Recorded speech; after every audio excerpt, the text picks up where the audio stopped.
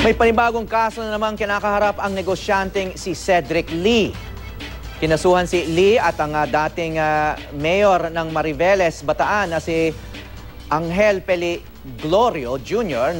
ng paglabag sa Anti-Graft and Corrupt Practices Act at malversation of public funds kaugnay sa pagpapagawa ng Mariveles Public Market. Hindi raw kasi dumaan sa tamang proseso ang paglabas ng mahigit 14 na milyong pisong pondo ng Mariveles para sa kumpanya ni Lee na Izumo Contractors Incorporated noong 2005. Nabawasan din umano ang kita ng Mariveles kahit hindi naman daw natuloy ang proyekto.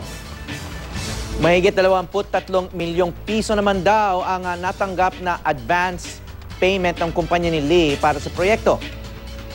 Patuloy na kinukuha ng GMA News ang panig ni Lee at Peliglorio kaugnay sa mga isinampang kaso laban sa kanila.